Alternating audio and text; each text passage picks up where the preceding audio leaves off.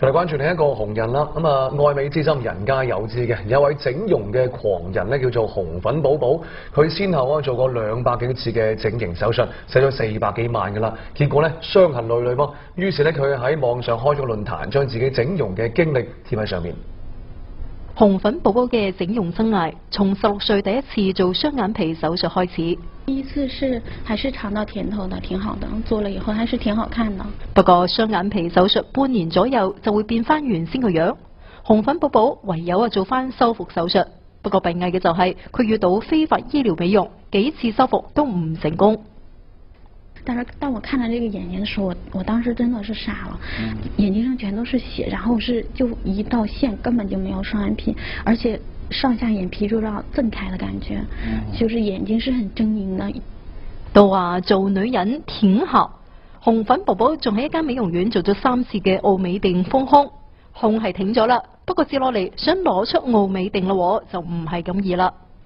取7次，但是取7次只單取奧美定，但是還有庸醫，就是他甚至在手術的時候給我取，他不經過我同意的情況下，把我的乳暈一圈還有腋下開了2條有3-4公分的那個長條疤痕。直至而家，紅粉寶寶嘅胸部仲殘留有奧美定。會導致不能哺乳，是不是有會？是的，肯定的。這個我也知道，現在前提是保住胸部安全要緊，哺乳以後再說。令到紅粉寶寶刻骨銘心嘅就係佢喺哈爾濱一間醫院做嘅下頜骨磨骨手術，令到佢爭啲冇埋條命仔。我3天才醒過來。3天才醒？那時候3天醒過來，其中那2天的時候，我眼睛是看別東西的，稍有一點知覺，但是像夢幻之間，又像在天堂，又像在地獄之間。而舊年啦，紅粉寶寶咧仲喺上海做咗腳部填充增高手術。那你增高了嗎？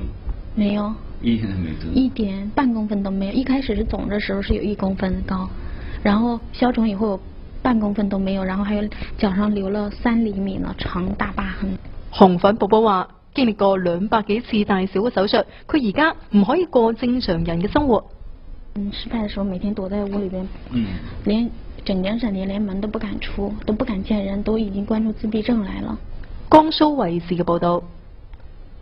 咁痛佢都可以做200幾次，佢應該唔會有自虐傾向啊嘛。